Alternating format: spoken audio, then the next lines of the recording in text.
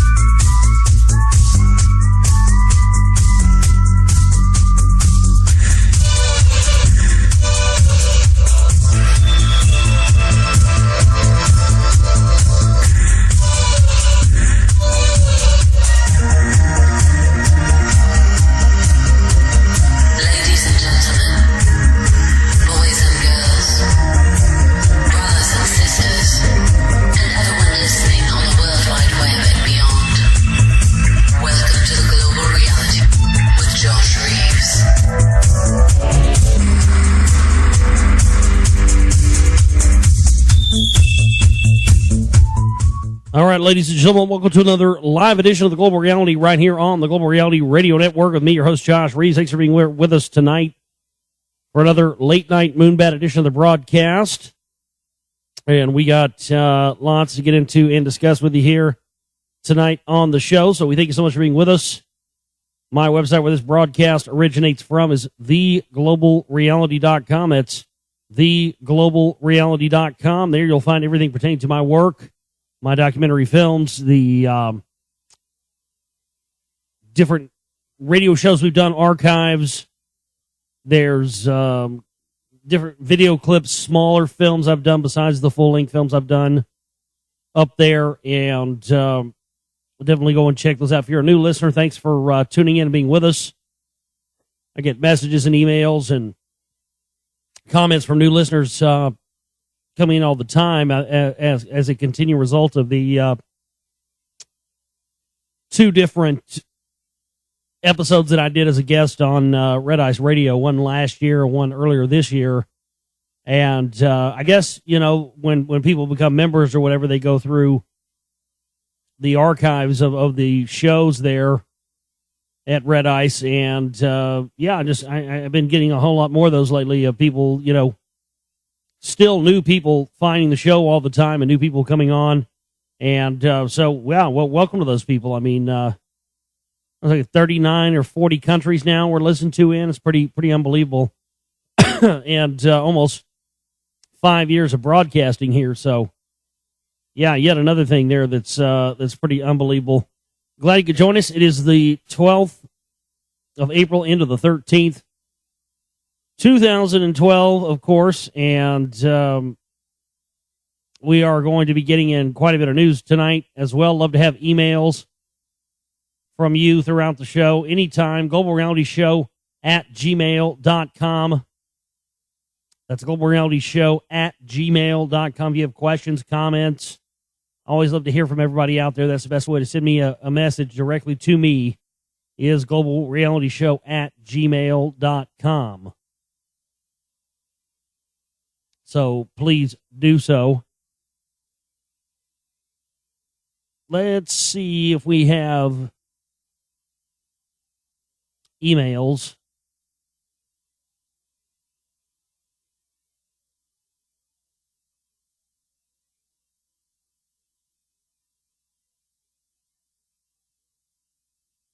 This is from Paul. He says, hey, Josh, I spent some time today looking up information on ancient mounds near Detroit. I found information about mounds that were built upon near Fort Wayne and Fort Shelby. Then I accidentally stumbled upon a possible mound site near Detroit's Hart Plaza, also known as the Gateway.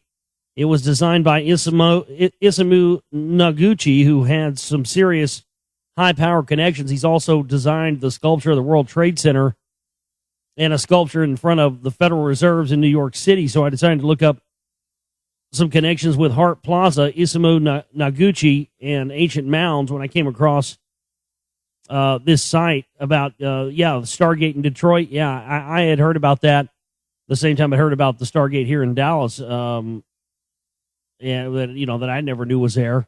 Lo and behold, there it is, and right next to it is a miniature version of the Tower of Babel.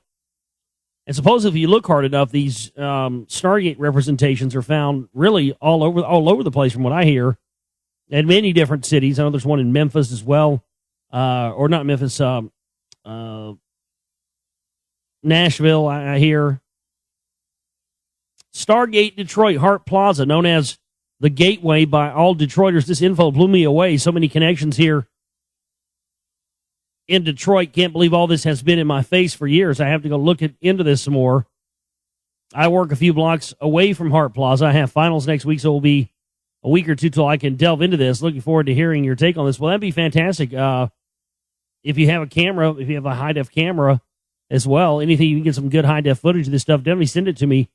Find a way to get it to me, put it, upload it somewhere. It may be, and others out there as well. You guys might be able to save me some road trips if you live near some of these sites, like of the Serpent Mounds in Ohio or any of these other mounds and stuff. Anything like that you guys can get. Definitely feel free to do that and get footage, and I'll definitely, give you credit in the film for your footage and whatnot. But thanks so much, Paul. Appreciate that. And hopefully in a couple of weeks, when you get through your school, you'll be able to go out and do some field work and get that done. That'd be awesome.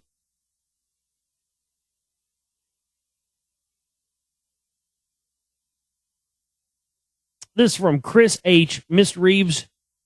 After many months of eagerly listening to people like Zachariah Sitchin, Jordan Maxwell, and Michael Desarian talk about the amazing science fiction-like stories and these ancient texts they constantly point to, I finally decided to stop taking their word for it and look many of these texts up and read them for myself.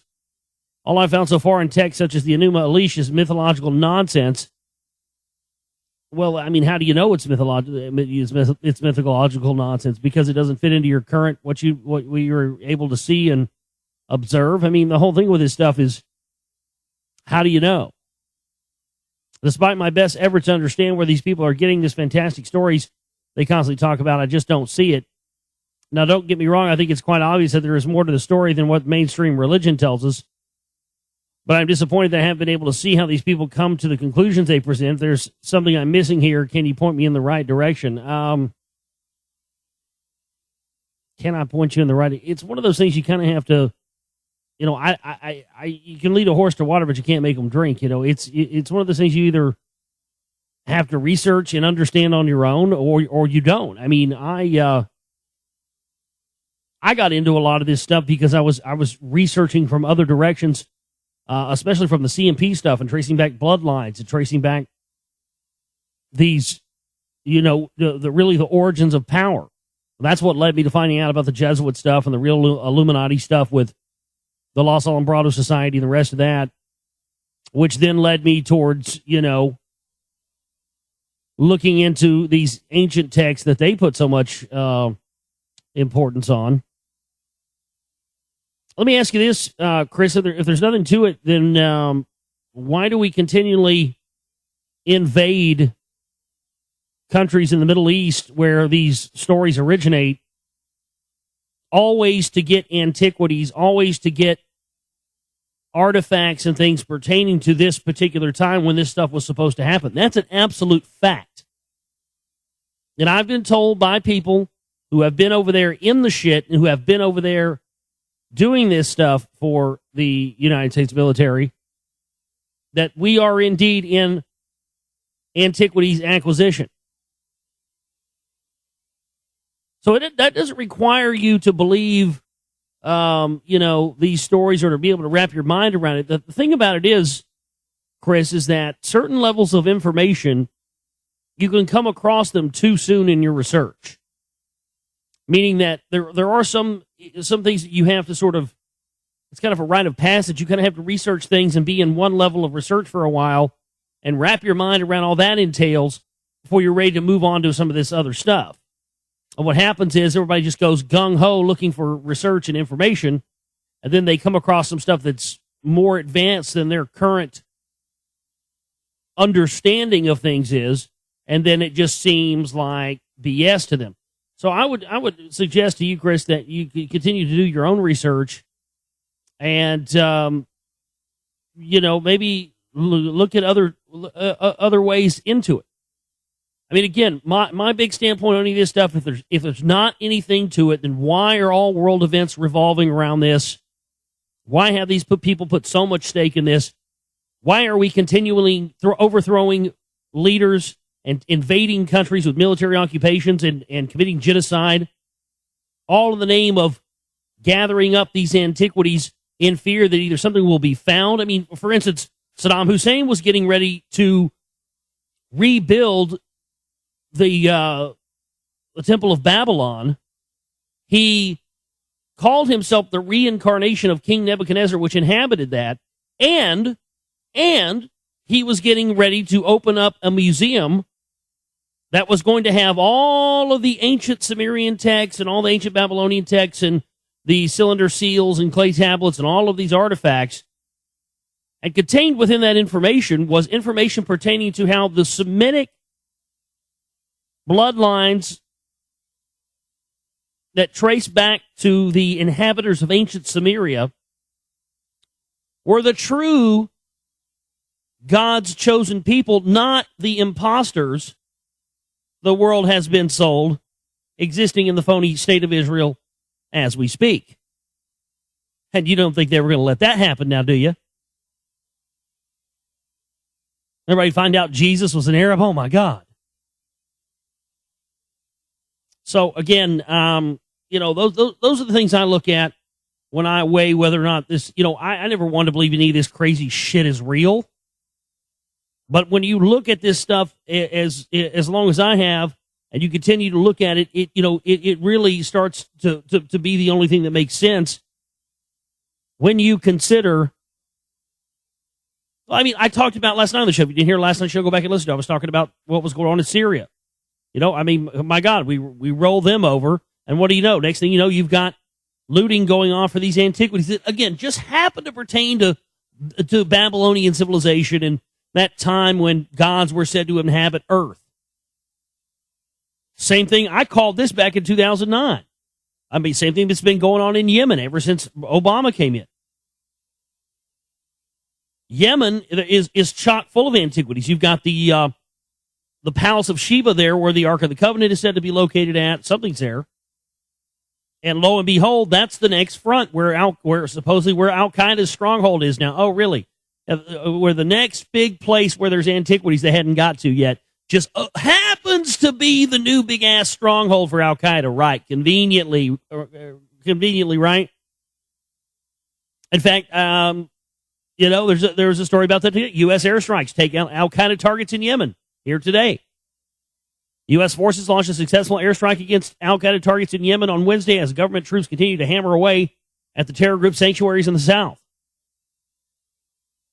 So yesterday we have the story about and notice how they never mentioned in that article we covered last night the fact that was because that was an actual Babylonian city,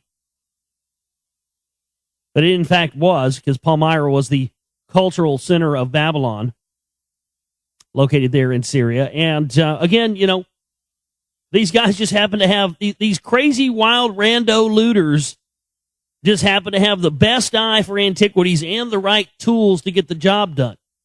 These guys just wait for shit to pop off so they can use their skills, their finely honed skills as artifact collectors, right?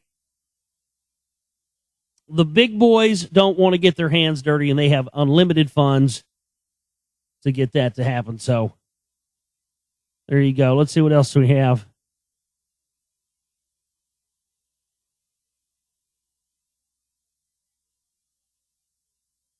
It's from Nick Spiro again. He says an email last night. Naturally, the winged serpent has to be the symbol for American Spirit cigarettes. Yeah. Funny how that's the tobacco I prefer to smoke. I was thinking about these millionaire apocalypse condos just now, and how the recent article you read kept emphasizing a financial collapse among other scenarios. Let us not forget that 2013 will be a 100-year anniversary of our fabulous Federal Reserve central banking system, not to mention the significance the priest class puts on the number 13. What a better way to celebrate a century of fraud and tyranny. My gut tells me that 2012 will be the Y2K 2.0, when none of the hype amounted to anything, and then bam, sucker punch with 9/11 in 2001. With all the CEOs and founders of multinational corporations either retiring or allegedly dying in an unusually frequent manner, one must wonder why. I've noticed that even some of the alternative radio hosts and researchers are relocating to Denver. Funny, that's a good number. That's a good number. Funny that a good number, rather, come from the Austin, Texas region. What do these so-called alternative hosts know that they do not convey to their listening audience? Well, that's if I know, and many of our listeners in our audience knows that, the Queen of England is buying up tons of property in Denver. We know they've been setting up the second capital there in Denver for quite a few years now. That's been an ongoing operation. We know about the Denver airport. They have an Anubis statue or something like that. One of the Egyptian gods out in front of the Denver airport, or still do for the longest time. All kinds of crazy stuff.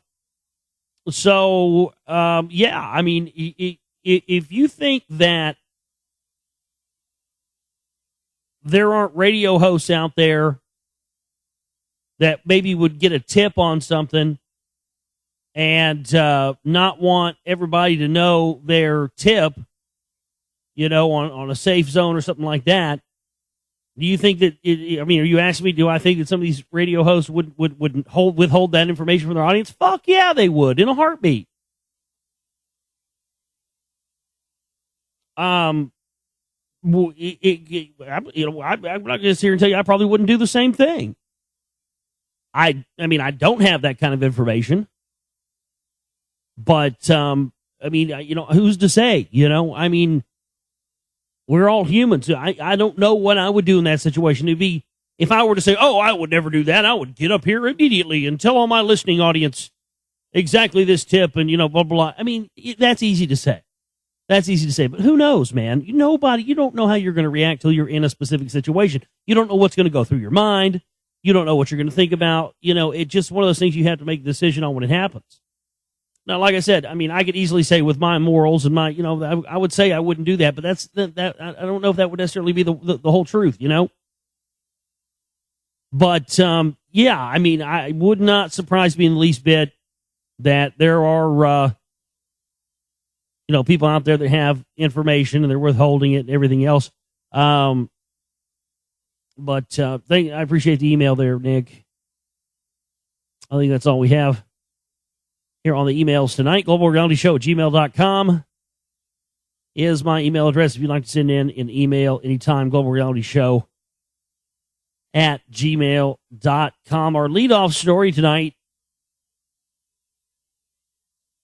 Australia's Today Show says U.S. military is making plans for an alien invasion. Now, I put this in the chat room earlier. This very well could be a hoax, very well could be disinformation. I don't know. But I do know this. Unless this guy's got secret information, that would not be something they would come out and tell on TV. So I got to say, on the face value of this, it smells like a red herring. It smells like a honeypot, But it is an interesting story nonetheless, I do have to say. It definitely got my attention. I dropped it in the chat room again there. There's a video attached to it. Watch that when you get a minute. April 8, 2012, Easter morning, while Australian families were at church and children were hunting for brightly colored eggs, Australia's Channel 9 aired a surreal story. U.S. military making plans for alien invasion. Surrounded by Easter decorations, a Channel 9 anchor was saying, now an alien invasion, could it really happen? The U.S. military is making plans just in case. As LBG 1 at Death by 1,000 Paper Cuts pointed out, Juliet Lapaudos at Slate reported in 2010 that the U.S. government only sort of had an alien contact contingency plan. But if the Today report is any indication, things have moved forward in the past few years. Instead of vague ideas on how the U.S. Department of Defense might respond to an alien invasion, The U.S. military of 2012 has some very definite contingencies in place. They spoke with Professor Paul Springer from the U.S. Air Command at Staff College, the United States Air Force Air University, adding a bit of dramatic flair to the story. Springer apparently had to get special government clearance to appear on the show. The anchor says, wouldn't it be a strange situation if humanity had to band together fighting alongside Russia or, I guess, the Taliban? Springer replies, it would, but keep in mind that many of the greatest civilizations in human history have been formed basically to counter a common enemy. When you look at the great world powers of the globe today, you find a lot of them formed because of the fear of a common enemy. And of course, that's something that's been talked about for years and years and years in the realm and scope of this type of research is, and it's something that I've argued with and done a lot of shows about because I don't know, people get this thing where they think they 100% know the answer to what's going to happen. And I always have to play devil's advocate and say, I don't think you do. As you may believe, many people believe that 100% they're going to fake an alien invasion. And I don't believe that we have enough evidence to say that beyond any shadow of a doubt. I definitely think it's a possibility. I definitely think that they have probably been making plans to do something like that. Hell, Hitler was making plans to do something like that. But I also think that by making that a narrative in the underground conspiracy genre, what that does is that gives them carte blanche to do whatever they want to do to these UFOs or whatever they are, whether they're real or whether they're fake. You understand what I mean? Meaning, if they get on TV and tell us that it's tomorrow that there's an alien invasion and we have to unite together to fight this threat to Earth, everybody in conspiracy radio is going to be saying this is the false flag alien invasion. They're doing this to bring about the New World Order. And I'm saying, is what if that's not still not the true explanation? But I think if that scenario happened tomorrow, you would see the widespread belief pretty much 100% across the board, across shows like this and even the truther movement stuff. I think that the consensus 100% would be in agreement that it was a false flag alien invasion scenario. It was all fake. It was being done with holograms, and they're doing this to get a world order. And I would still be saying what I'm saying right now, and that is we don't know for sure that is the reality. Because there's been many stories, many reports of these extraterrestrial civilizations wanting to come to Earth and fix the problems that we have here on this planet and to do away with this corrupt world order, and that these people will stop at nothing to keep anything from getting in the way of their plan. And if they create this alternative narrative through their controlled agents in the Truth Movement and Patriot Movement that they're going to create a false flag alien invasion, well, boom, as soon as aliens are in the sky, that's what everybody in the alternative movement's going to believe. Right? Well, then what are the mainstream of people going to believe? That they're real aliens, that they're a threat, that we have to unite against them, right? And then the alternative theory is, oh, they're fake, they're holograms, it doesn't matter anyway. So in either one of those belief systems, whether you believe the mainstream narrative of the alien invasion or whether you believe the alternative conspiracy explanation narrative of the alien invasion, either way, think about what's going to be the end result of both of those ways of thinking. Blow them out of the sky, right? If they're a threat, they're threatening our way of life, well, then everybody is probably going to say, let's blow them out of the sky. Well, what about the people over here that believe this is all fake anyway, believe that the government is broadcasting holograms and they're doing this to get a one world order? What are they going to be saying? They're going to be saying, oh, fuck it, who cares anyway? Blow it out of the sky, right? They're just holograms. Let's see how fake they are. I think both of these sides of thinking on the possibility of an extraterrestrial invasion, whether it's real or whether fake, are a flawed way of thinking, because if there was a civilization that wanted to try and help us fix the problems of this corrupt world order, and we know these people, their main agenda of the whole overarching system is to just make sure that the whole goddamn system, the whole goddamn agenda just perpetuates and keeps going. That at the highest levels is their plan. You can split hairs all day long about, the different elements of how they do things, but at the end of the day, it's really all about making sure that their world system continues on in perpetuity. So I think that most certainly telling us that hostile aliens wanted to invade us, and of course that's what von Braun had actually said. Everybody misquotes Werner von Braun saying he said they were going to stage an alien invasion. That's actually not what he said at all. And I misquoted that myself for years until I actually heard what he said. He actually said that they were going to tell us that hostile aliens, that non-hostile aliens were actually hostile, so that we would get behind the weaponization of space. And so that has really stuck in my craw, the whole thing about, regardless of whether or not it's the alternative view of the narrative of the alien invasion or whether it's the mainstream view of the narrative, it's still, everybody's going to be say, fuck it doesn't matter anyway, they're fake, blow them out of the sky, right? See, I think this is dangerous. I think that's what they want. Whether or not you believe the mainstream or whether or not you believe the alternative view, the end result is going to be who cares, it's fake, whatever. If it's real, who cares? Either way, if they're hostile, if it's fake, it doesn't matter. Either way, let's blow it out of the sky. And I wonder if we're not being set up to blow away something that may be here to help us fix this shit.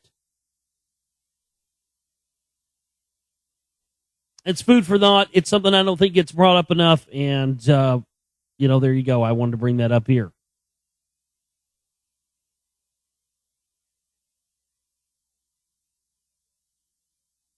More mysterious things falling out of the sky. This seems to be a regular occurrence. Now, certainly doesn't help, the people who actually believe that we are, experiencing an alien invasion right now. There are people out there that believe that. I'm not one of those people. I don't necessarily believe that. I'm not saying it's not possible, but I haven't seen anything to make me believe that. But you know what? A lot of these stories don't help it. They don't help they don't help people believing it. I mean, listen to this. The authorities in northwestern Connecticut say they didn't find anything after a state trooper and another person reported a large object falling out of the sky in Litchfield. The Republican American of Waterbury reports that a person driving in Litchfield about 2 a.m. Tuesday reported that a green glowing object the size of a whale fell from the sky and crashed into Bantam Lake. I mean, this is just happening every day now. This is getting really odd.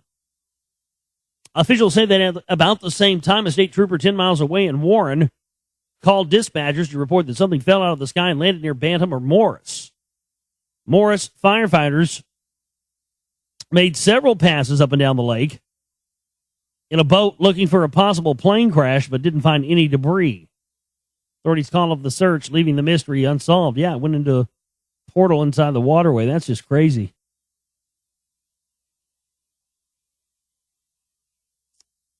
I don't know if you guys remember this a couple of years ago.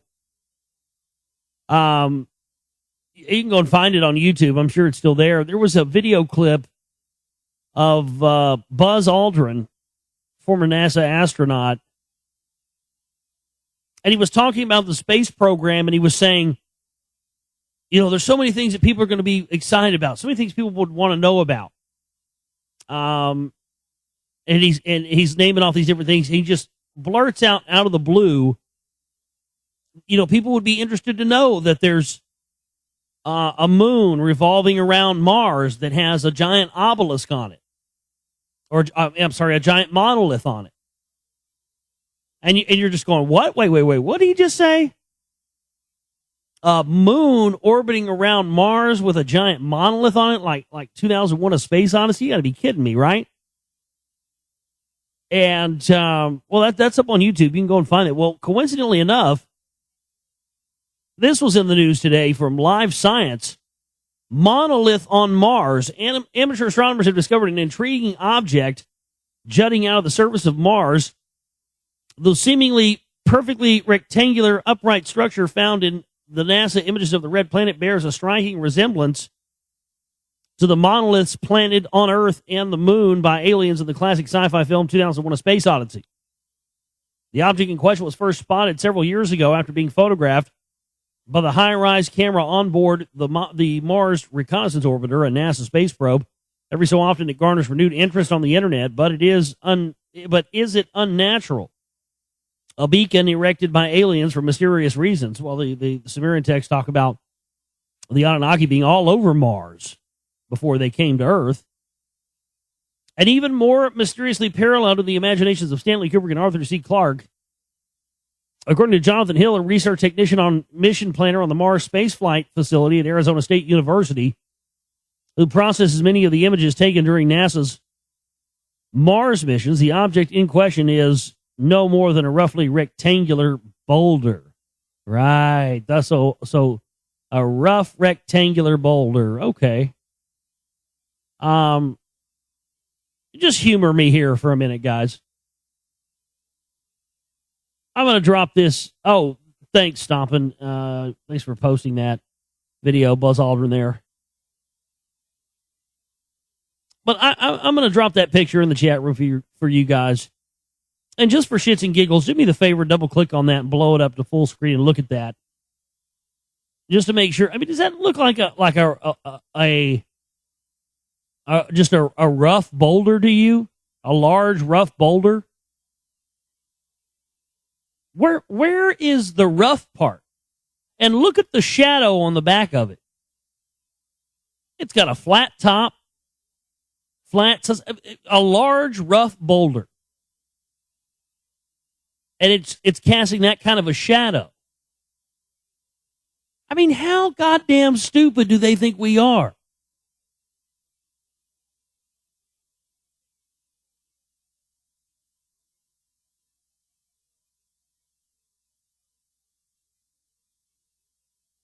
I mean, Jesus. I mean, thank you. Thank you, Chandler. I appreciate that. I appreciate you guys not making me feel like I'm a total fucking idiot. I mean, a large, rough, that looks like about the farthest goddamn thing from a large, rough boulder that I've ever seen. How many large, rough boulders you see cast a perfectly fucking straight, tall shadow like that?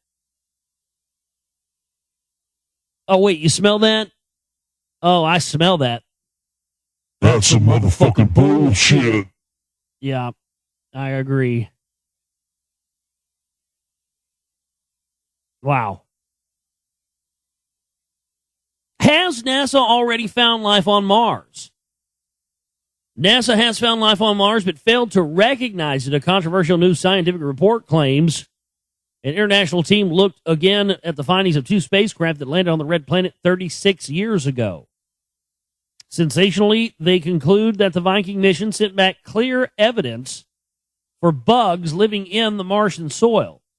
Two robotic Viking spacecraft became the first to land on Mars in 1976 and are the only ones to have carried experiments directly to look for life.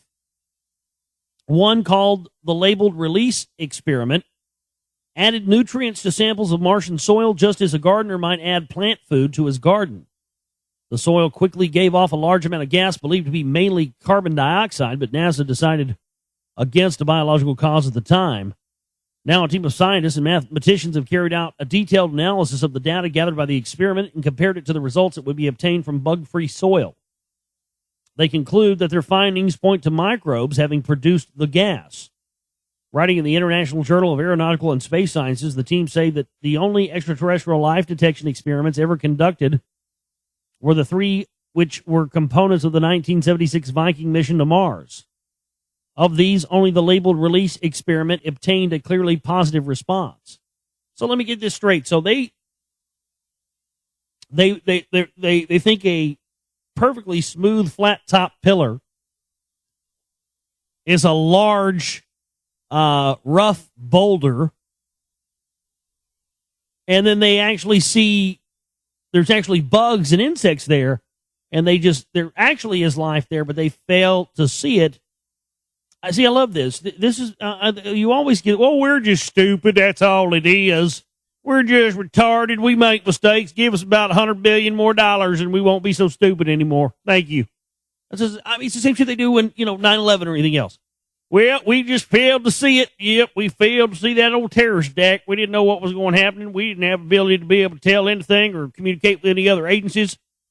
Law enforcement couldn't communicate with each other. We just didn't know what was happening. We got fooled. The damn Al-Qaeda came in. They attacked us. They got us. Shit. We need more money. We need to take away more of your rights.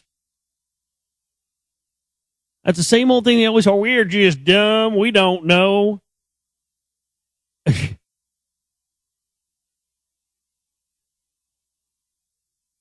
I don't buy that either. That's definitely their cover story. God, lots of interesting stories here tonight. Is this where Jesus was buried? Robot searches Jerusalem tomb and finds human bone boxes and inscription on ancient coffin lid that says, Divine Jehovah, rise up. Dun, dun, dun, dun, dun. Uh-oh. There's that pesky Jehovah character again. If you've never heard my piece, Who is Jehovah, go to YouTube and look that up. Give that a listen. Using a robotic arm equipped with a camera, archaeologists have found human bone boxes and an inscription that reads, Divine Jehovah, rise up, raise up, in a first century Christian burial chamber beneath a tower block in Jerusalem. They believe that this is proof the site is the final resting place of Jesus. However, other scholars remain highly skeptical of the find. The inscription is on a limestone box known as an ossuary, with another such box carrying a drawing of a fish with a stick figure in its mouth, which is believed to refer to the story of Jonah and the whale, one of the very first biblical stories. The find is 200 feet away from an earlier discovery known as the Jesus family tomb. Yeah, the Jesus family tomb. Come down and visit here, and come to visit the Jesus family restaurant. While you're at it, get yourself some Mary Magdalene pancakes. That's our specialty. They're on sale this week at the Jesus family tomb and restaurant. Come on down. Which caused a huge amount of controversy after it was uncovered in the 1980s. Archaeologists then claimed it contained ossuaries inscribed with names associated with Jesus' family. That discovery sprouted amazing theories, including one that maintained Jesus had been buried there, alongside Mary Magdalene, who made some awesome goddamn pancakes, by the way, who had married and raised a family with. However, many leading theologians and archaeologists rubbished such claims as being completely unfounded. The Jesus family tomb was only examined briefly before protests by Orthodox Jews concerned about the disturbance of a gravesite ended the excavation. It was then sealed up and a tower block was built over it. However, James Tabor, a scriptural scholar at the University of North Carolina at Charlotte, and documentary filmmaker Samicha Jabokovicki, that's their name, Jabokovicki. I'm not just mispronouncing that. Samicha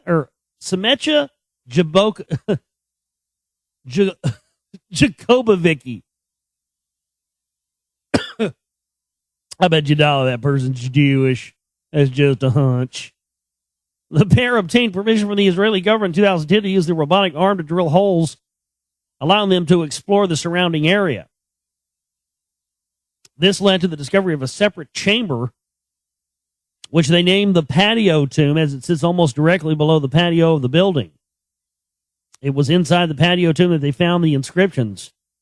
The pair claimed the inscriptions discovered inside the patio tomb greatly increased the likelihood that the Jesus family tomb is indeed the resting place of Jesus. And I, this is all for naught, because supposedly they were going to unveil this a couple of years ago, right around Christmas. I remember seeing the commercials for it. It was a Discovery Channel thing. They were going to unveil the body of Jesus and all this stuff. And I heard at the last minute they pulled that because they had found out that he was, Arabic and all this stuff, and they burned the evidence and got rid of it and canned the TV show. So that's what I think. I don't think they're going to ever going to allow that evidence to come out. So I don't even think that's even worth talking about. We were talking about all these things falling out of the sky and all these strange events. People believe in the alien invasions happening. This is kind of an odd story that kind of goes along with that. The largest civilian Earth-observing satellite has fallen silent An engineering team is scrambling to fix a craft that has orbited Earth 50,000 times. The satellite failed to radio its controllers on April 8th, and a team of engineers, scientists, and mission operators are now attempting to restore contact with the satellite. It is not known why the satellite has failed to communicate or what system might have failed on board. The 8-ton satellite remains in a stable orbit for now. What's interesting is this is a huge set of eyes. And, you know, one of the first things you want to do if you're trying to disable an enemy is to, you know, go for their eyes, go for their, you know, their viewpoint. You can blind them, they can't see, you got them right where you want them. Does make you wonder, doesn't it? After 10 years of service, Envisat stopped sending data to Earth. ESA's Mission Control is working to reestablish contact with the satellites as the European Space Agency. The first time that there was a problem came on April 8th when contact with the satellite was unexpectedly lost, preventing the reception of any data as it passed over the Kiruna ground station in Sweden. The 8-ton Envisat had a planned lifetime of 5 years, but has doubled that. And the European Space Agency has celebrated the anniversary with a gallery of unforgettable imagery captured by the Envisat's 8 sensors. That's highly interesting.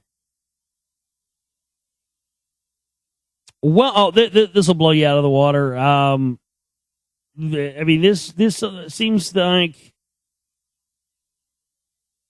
I mean, there's just no real other way to put this. They're now saying that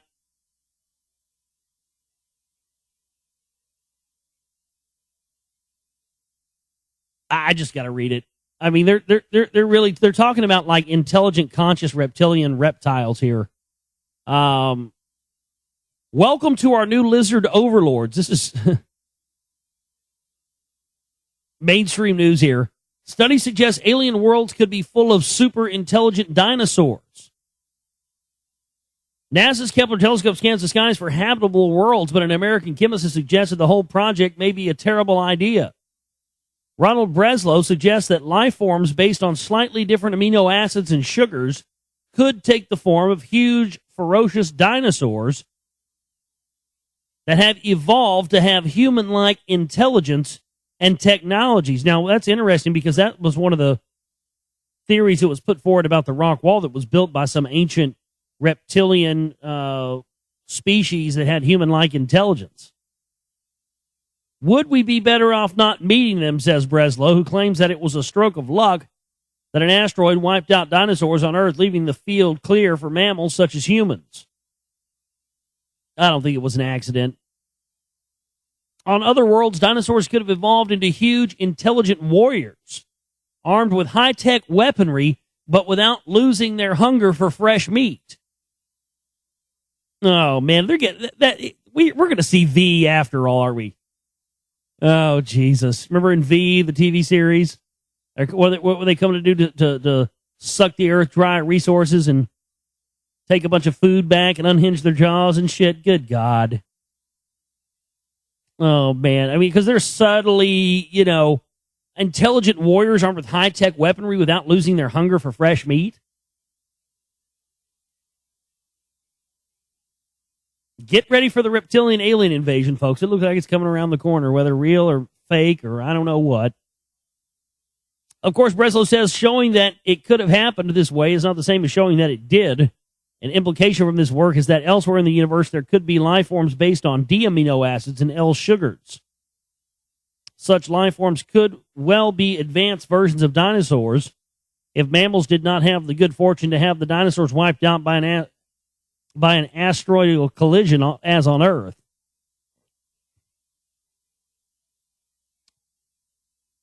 We would be better off not meeting them. Right. Why? Because they want to eat us all? Oh, man.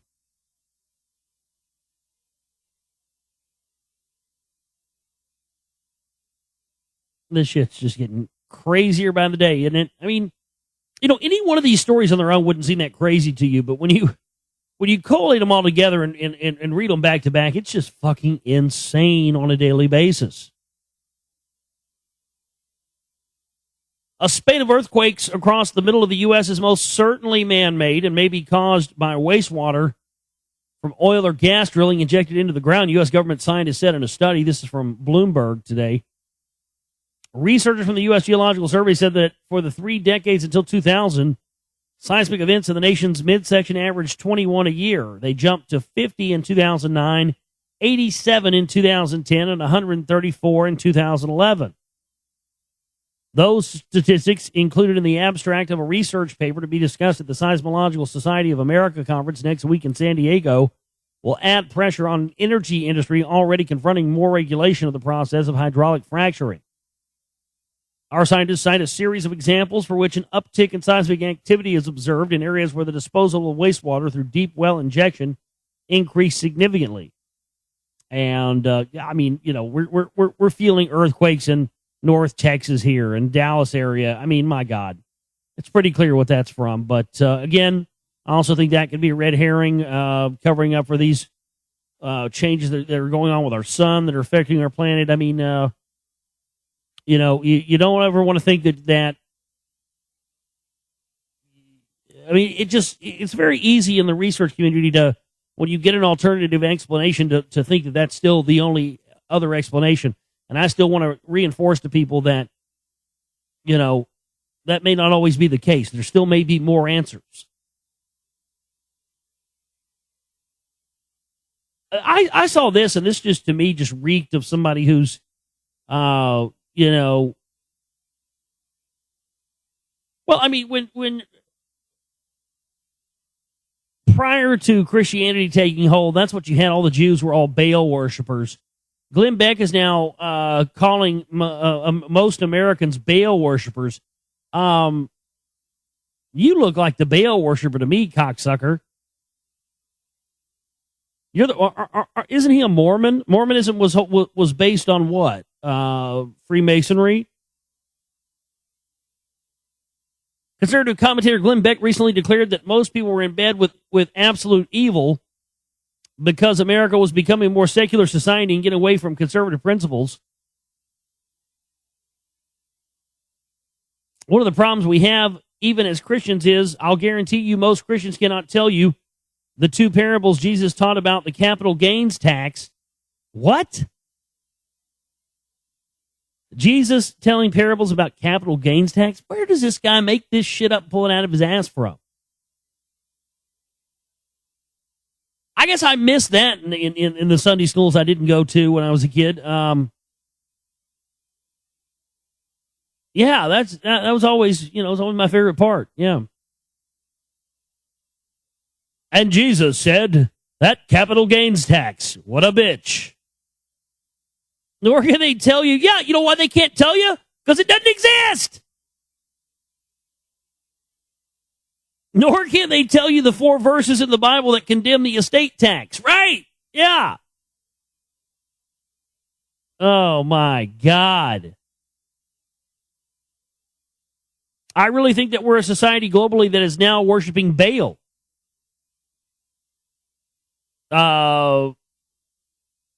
So we're back in pre-Christian Jerusalem and all the Jews are running around worshiping Baal again? Is that what you're saying?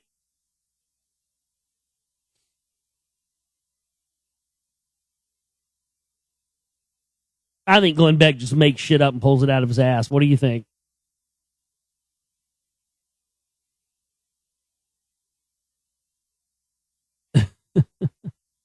Let's see what else we have here tonight.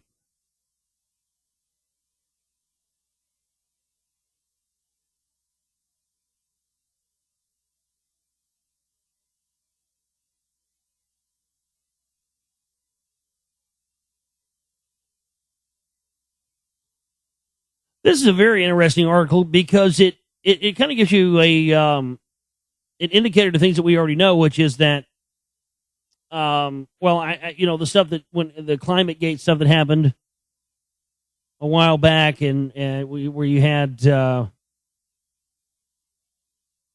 Hadley Climatic Research Institute and all. Well, once all that stuff got leaked off their servers, it became clear that what the Hadley Research Center does is they are a And there's many of these around, and a lot of us have known these exist for years. But that was one of those rare examples where we really get to see those kind of things for what they are. And your average person can't wrap their mind around this, but it's absolutely true. There are tons of scientific groups and organizations, Hadley Climactic Research Institute or whatever it may be. And they have, some of the top minds and top thinkers and accredited people there on their staff. And because they know and they have degrees in these, whatever these specific topics may be, in this case, climate research, they, for a fee, cook data, scientific data, in a way that fits the outcome that the person who's paying wants it to be. And this has become a common thing in science. That's how it works. They want there to be a specific narrative, a specific explanation for a scientific finding. They pay the scientists to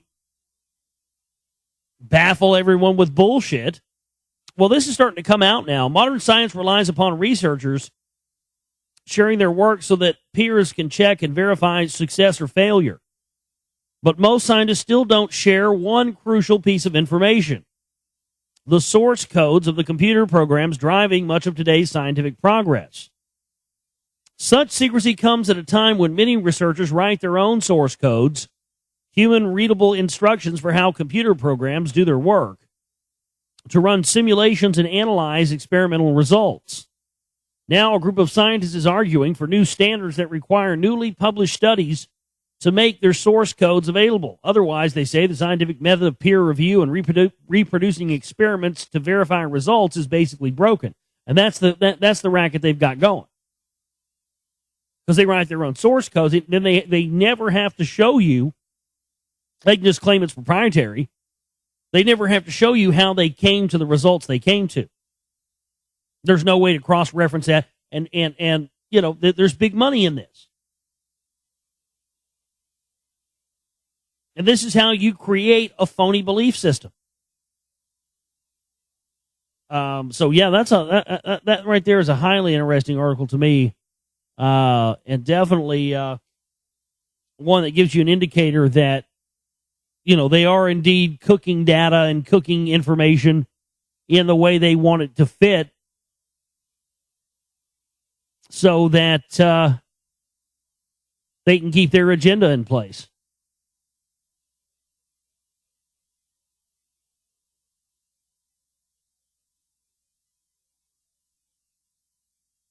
A man in Philadelphia was charged last weekend with possessing drugs with the intent to distribute after police claim they discovered 89 individual bags of marijuana tied to his penis.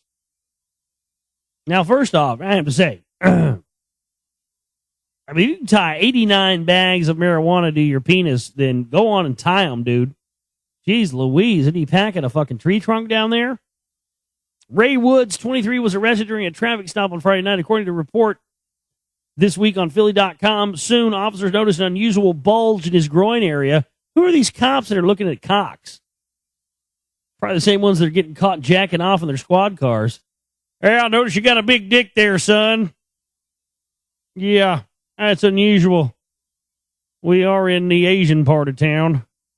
It's unusual for you to have such a large package. I think we're going to have to search you.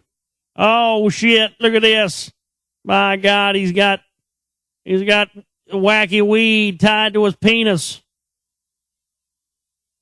He allegedly insisted it was nothing. In a search later at the police station, police claimed they discovered a large bag tied to the man's genitals with 89 smaller bags contained therein. Oh, I have to say one word of advice: never buy cockweed. That's just, it's really not worth it. They may tell you can get high smoking pubes. Don't believe it. Never buy cockweed.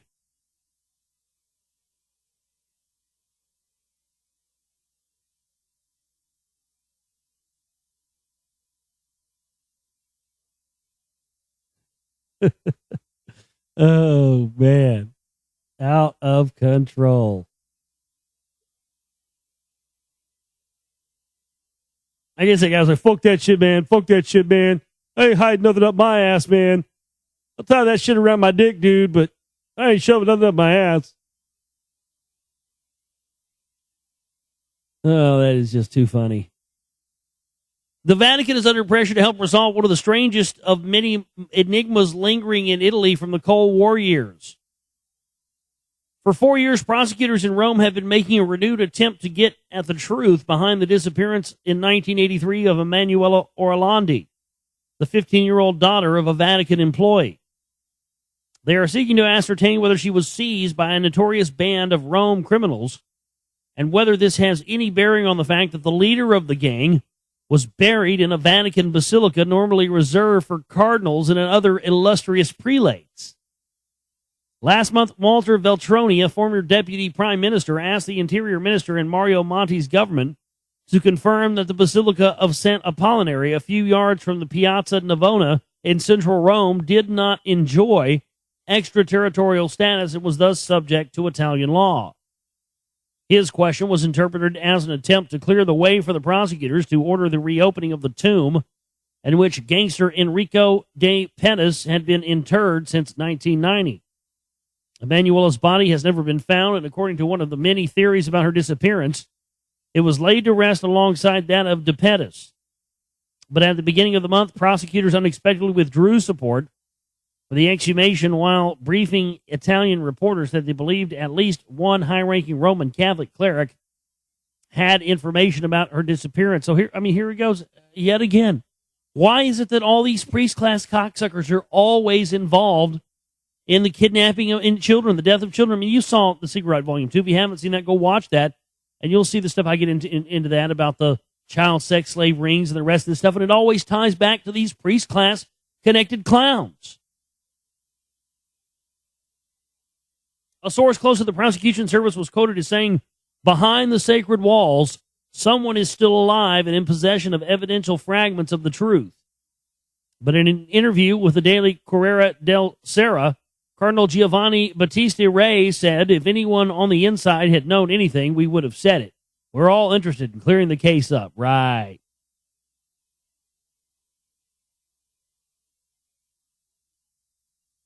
According to a report in the Rome Daily La Repubblica, the prosecutor leading the inquiry has visited the crypt where the gangster is buried under a marble structure copied from the tomb of a pope. Conspiracy theorists have linked Emanuela's disappearance at a bus stop to any number of other events. She vanished as investigators were looking into the still obscure reasons for the assassination attempt on Pope John Paul II and the murky affairs of the Vatican Bank after the mysterious death in London of financier Roberto Calvi. Well, I mean, the reason that was is because Pope John Paul had ordered the breaking up of the Jesuits. He wanted to have them excommunicated. He wanted them out of there. He wanted to end the Black Pope. He wanted to end all that stuff. Next thing you know, pop, pop, pop, pop, pop, they try to kill him. And 2 weeks after getting shot, there he is. There's video footage of it. It's in the extended footage of that Georgetown clip. If you get the research pack of The Secret Right Volume 2, you can see that. And there it is, 2 weeks after he gets shot. He's coming out of this room with his arm around the Black Pope, Pope John Paul is, and he comes out and he says, I was wrong, I was lied to. I was lied to about the Jesuits. I was told they were up to no good, and I was led astray with bad information. I was wrong. Funny how it took getting shot for him to decide not to excommunicate and do away with the Jesuits. So there's your answer right there as far as, so I guess that's from what they're saying here. The disappearance of this woman has something to do with the Jesuits as well. And again, see right too, Michael Aquino, that whole deal, not too much of a stretch.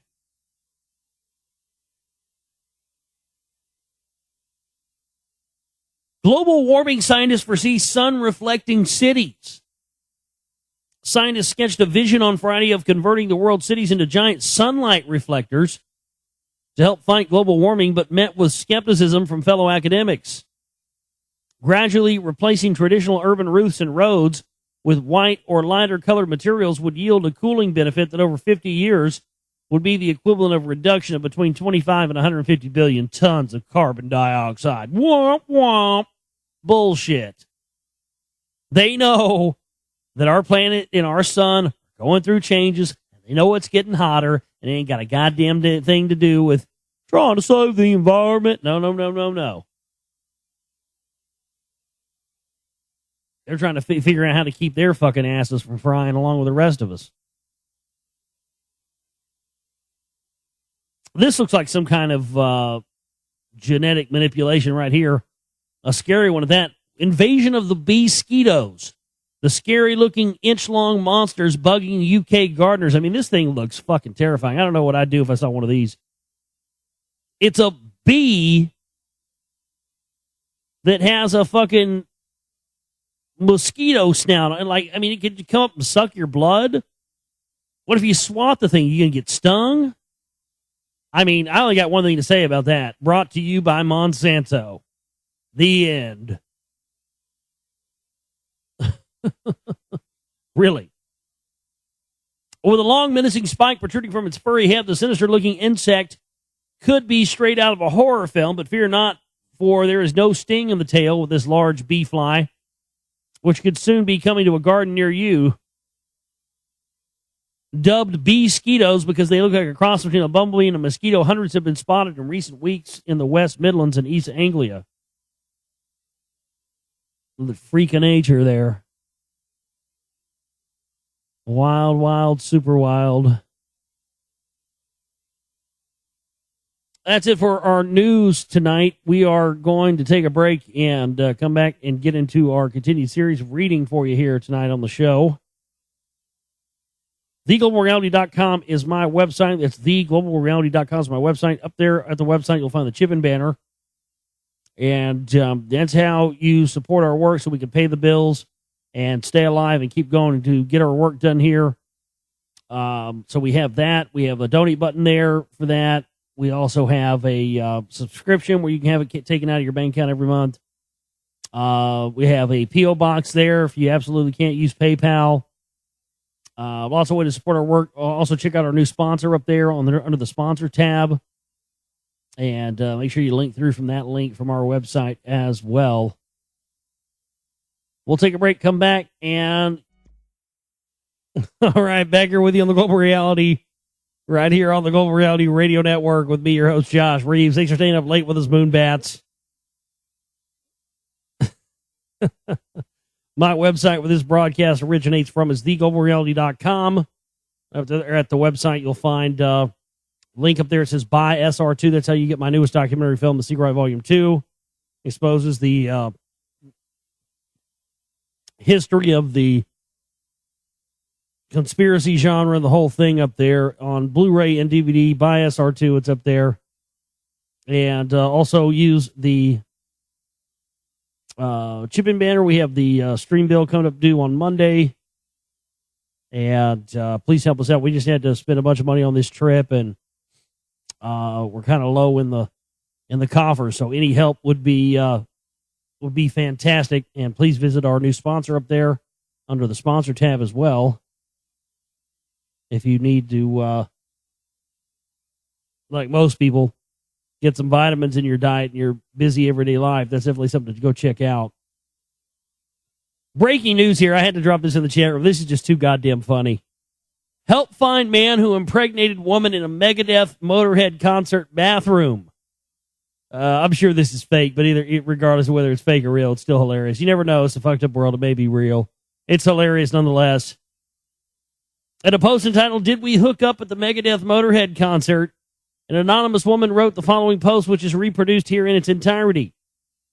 Me, blue hair, silver tube top, fishnets, knee-high black biker boots. You, red mohawk, black pentagram gauges, viper piercings. I was grinding on you in the pit when we went to the bathroom and got fucked up. You had a nice cock and I was wasted, so I let you raw dog it in the stall. Oh, that is that's pure poetry. My goodness. I mean, that is up there with the greats, is it not? You had a nice cock and I was wasted, so I let you raw dog it in the stall. Raw dog it in the stall. Oh, my God, she has a way with words. Come on, baby, I'm going to let you raw dog it in the stall. How about that? Well, I know that's what gets me hot. I don't know about you. I love when a woman says, come on, darling, raw dog that thing. Jesus Christ. I don't have to raw dog. I'll spit on it. Jeez, I mean, at least. It's just the term raw. Just, I don't want anything to be raw. Not me or you. I mean, we can do whatever, but raw needs to stay out of it. You were really good and you had to gag me so I wouldn't make too much noise. Anyway, I'm pregnant. It's yours. Contact me if you want to be a part of the child's life. So let me get this straight. She had blue hair, a silver tube top, fishnets, knee-high black biker boots. He was dressed pretty much the same way, it sounds like. Boy, they're going to have themselves a winner. Man, oh man, oh man. That is good stuff right there. Well, I will sleep well tonight knowing the future of America and the future of the free world is safe. Knowing that somebody got rode raw dog style in the bathroom.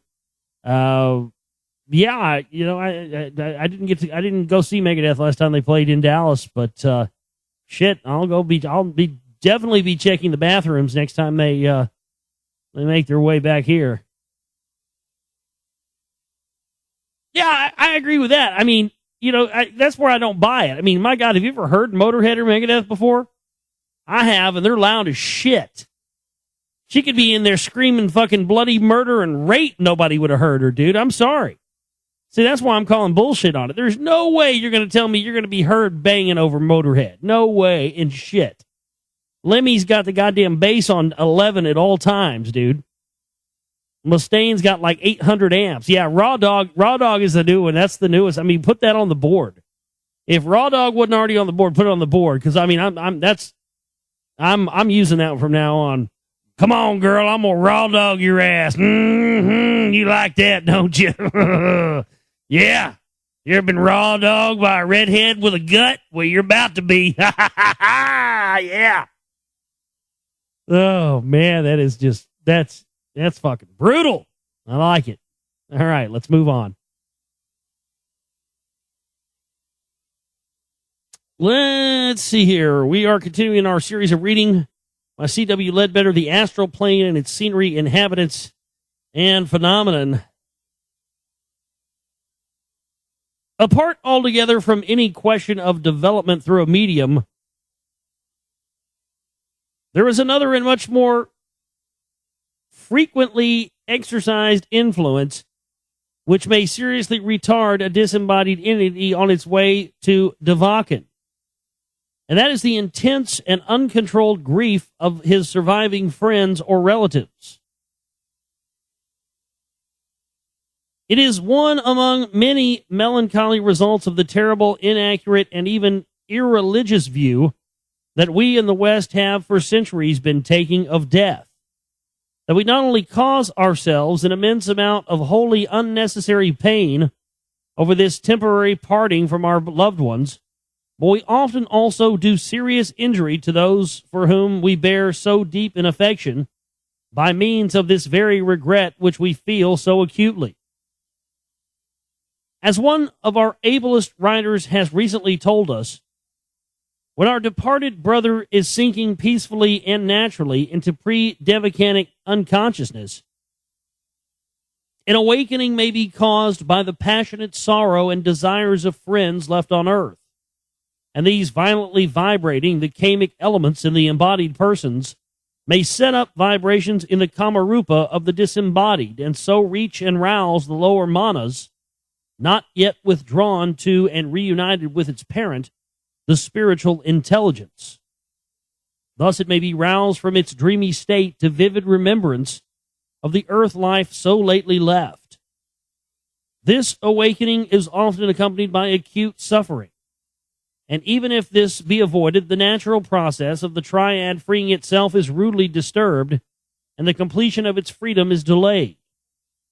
It would be well if those whose loved ones have passed on before them would learn from these undoubted facts the duty of restraining for the sake of those dear ones a grief which, however natural it may be, is yet in its essence selfish.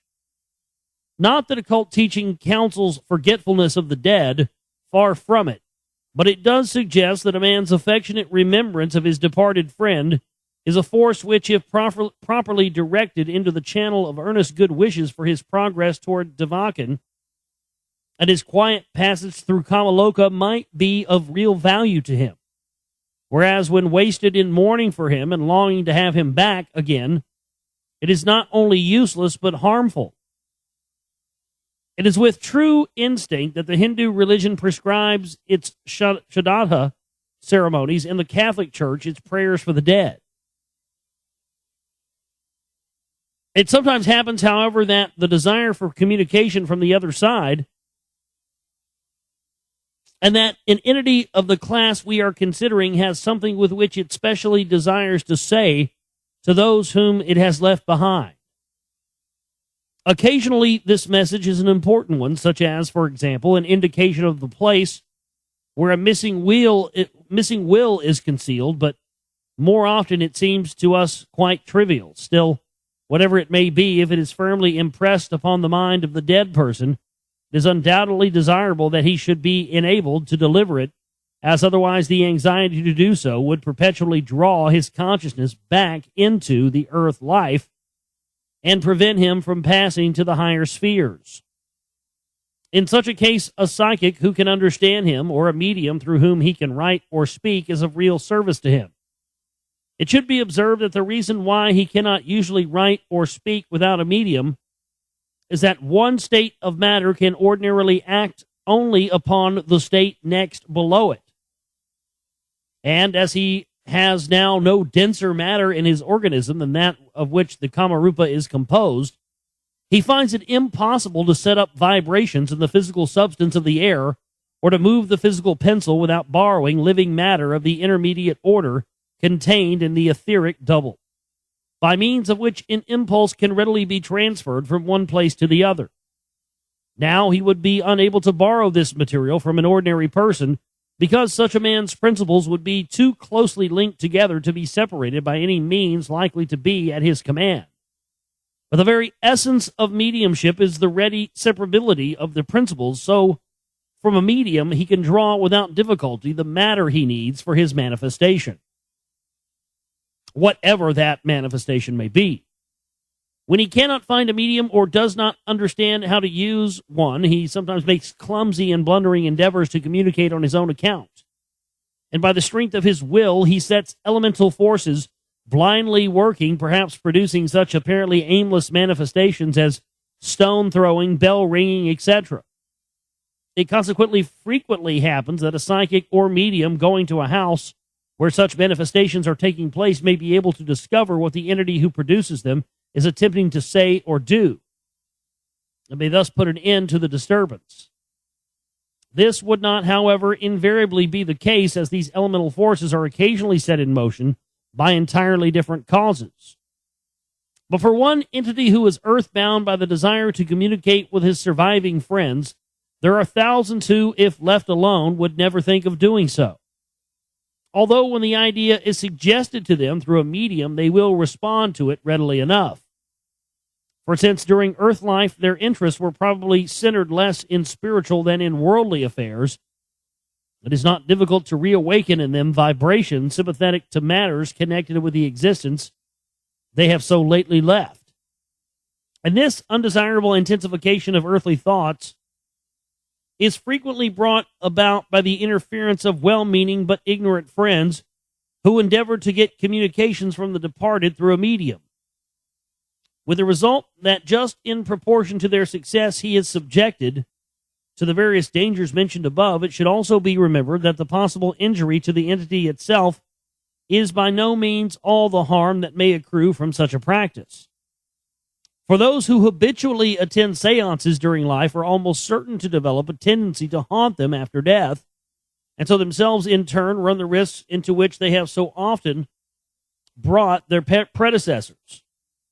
Besides, it is well known that the vital energy necessary to produce physical manifestations is frequently drawn from the sitters as well as from the medium, and the eventual effect on the latter is invariably evil, as evinced by the large number of such sensitives who have gone either morally or physically to the bad, some becoming epileptic, some taking to drink, others falling under influences which induce them to stoop to fraud and trickery of all kinds. Number 4, the shade. When the separation of the principles is complete, the Kamaloka life of the person is over. And as before stated, he passes into the devacanic condition. But just as when he dies to this plane, he leaves his physical body behind him, so when he dies to the astral plane, he leaves his Kamarupa behind him.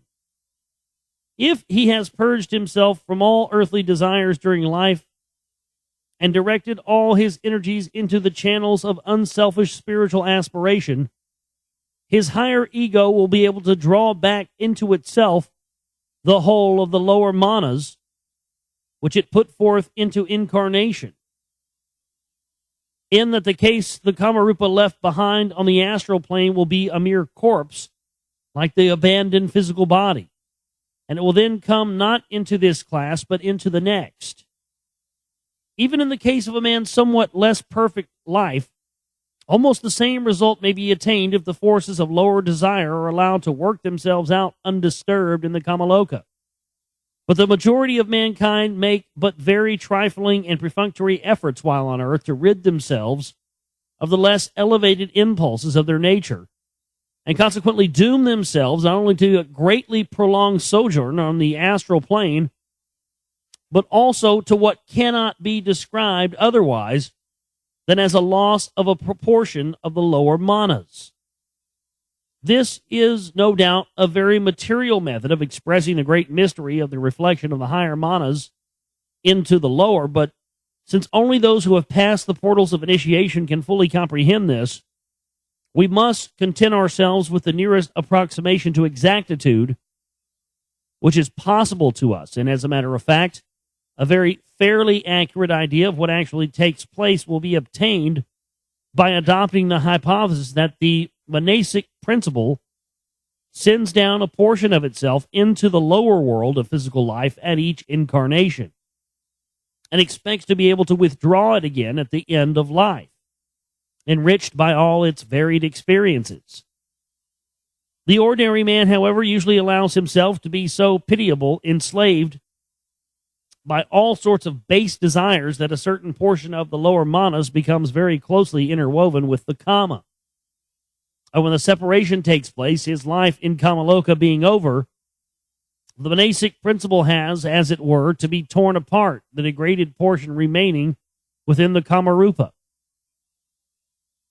This Kamarupa then consists of the particles of astral matter from which the lower manas has not been able to disengage itself, and which therefore retain it captive. For when manas passes into Devakan, these clinging fragments adhere to a portion of it as if it were to wrench it away. The proportion of the matter of each level present in the Kamarupa will therefore depend on the extent to which the manas has become inextricably entangled with the lower passions. It will be obvious that as manas, in passing from level to level, is unable to free itself completely from the matter of each, the Kamarupa will show the presence of each grosser kind which has succeeded in retaining its connection with it. Thus comes into existence the class of entity which has been called the shade. An entity, be it observed, which is not in any sense the real individual at all, for he has passed away into Devachan, but nevertheless not only bears his exact personal appearance, but possesses his memory and all his little idiosyncrasies, and may therefore very readily personate him, as indeed it frequently does at seances. It is not, of course, conscious of any act of impersonation, for as far as its intellect goes, it must necessarily suppose itself to be the individual, but one can imagine the horror and disgust of the friends of the departed if they could only realize that they had been deceived into accepting as their loved one a mere soulless bundle of all his worst qualities. Its length of life varies according to the amount of the lower manas which animates it.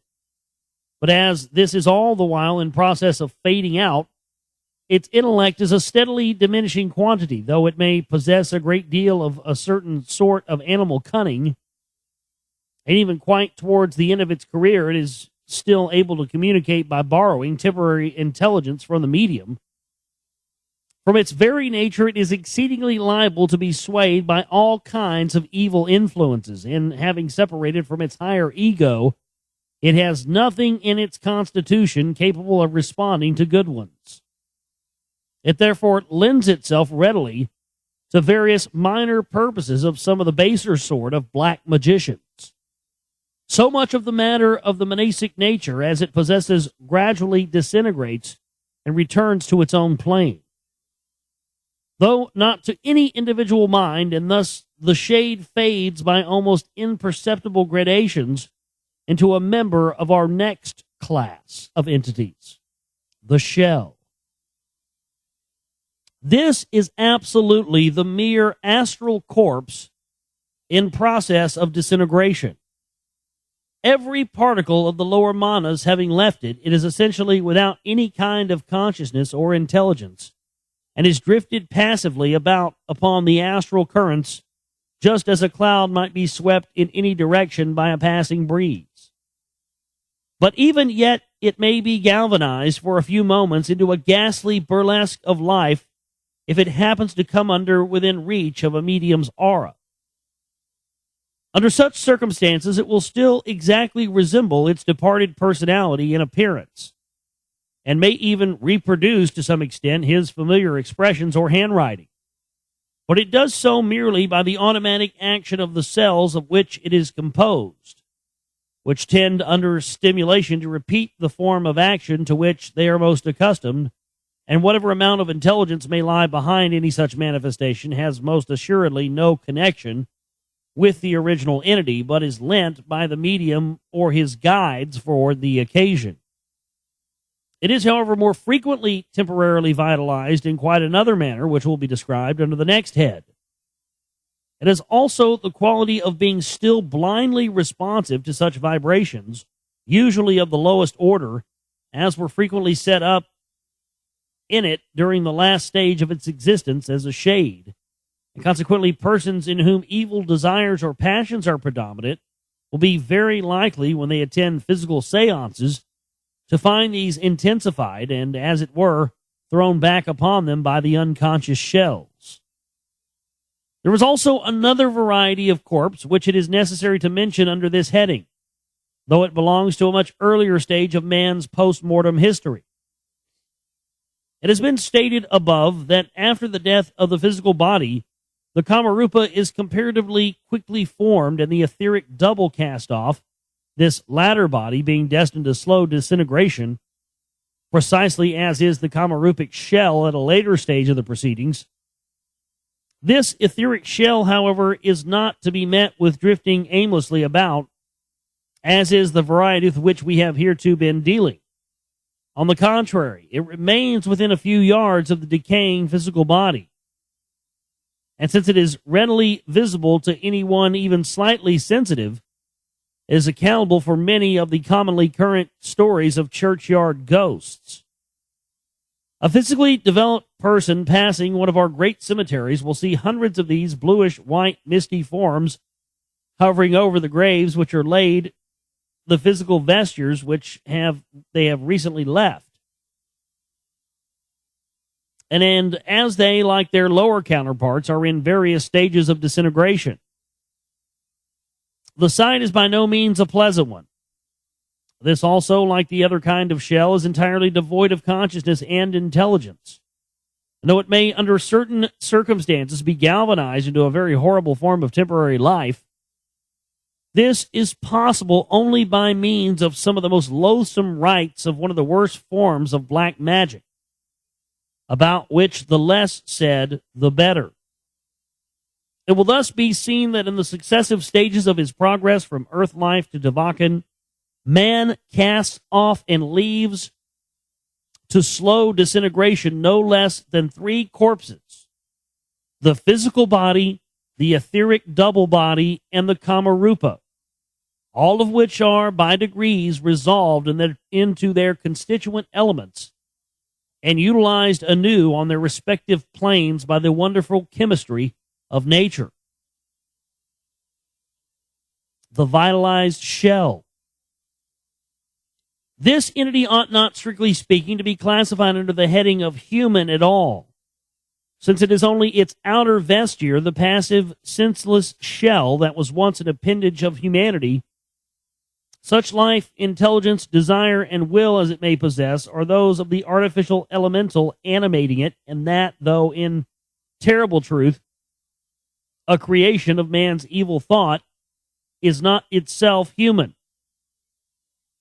It will therefore perhaps be better to deal with it more fully under its appropriate class among the artificial entities, as its nature and genesis will be more readily comprehensible by the time that part of our subject is reached.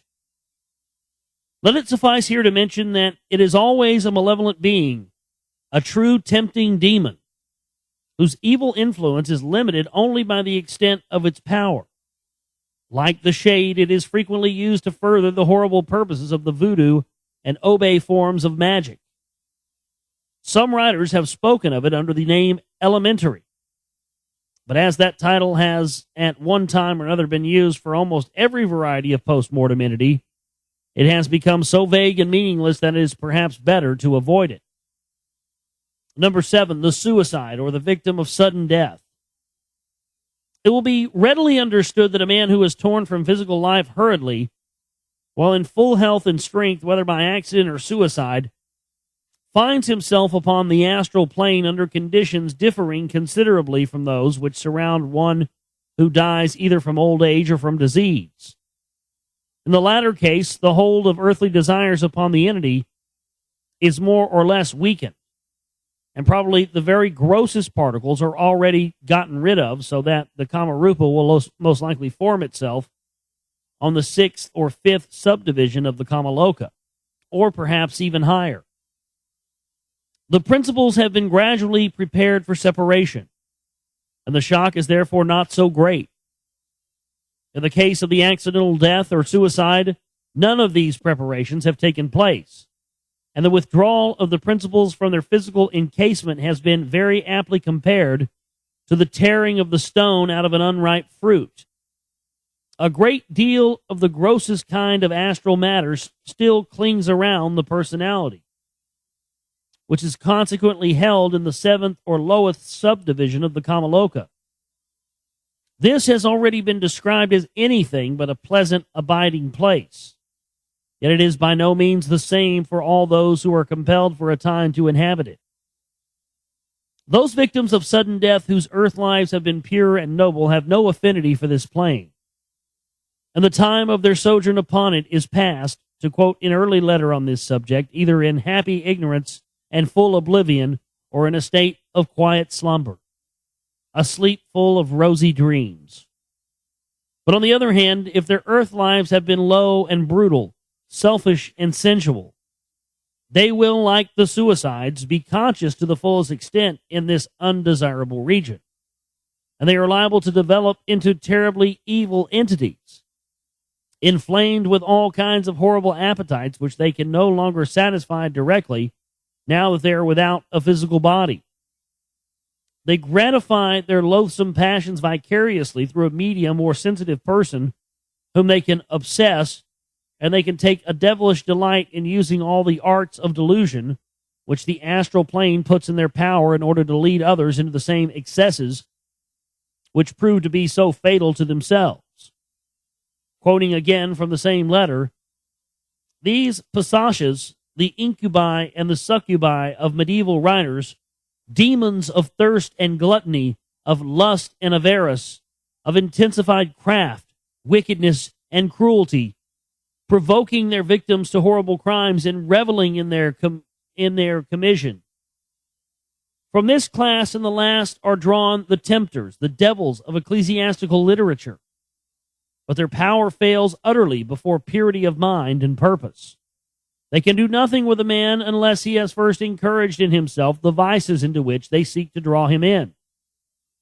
One whose psychic sight has been opened will often see crowds of these unfortunate creatures hanging around butcher shops, public houses, or even more disreputable places.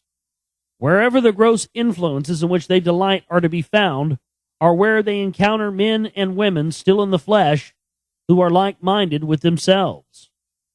For such an entity as one of these to meet with a medium with whom he is in affinity is indeed a terrible misfortune. Not only does it enable him to prolong enormously his dreadful life in Kamaloka, but it renews for perhaps an indefinite period his power to generate evil karma, and so prepare himself for a future incarnation of the most degraded character.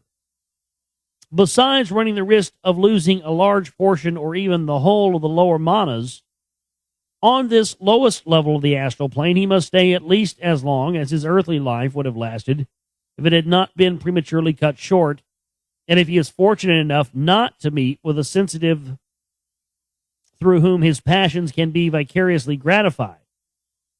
The unfulfilled desires will gradually burn themselves out, and the suffering caused in the process will probably go far towards working off the evil karma of the past life.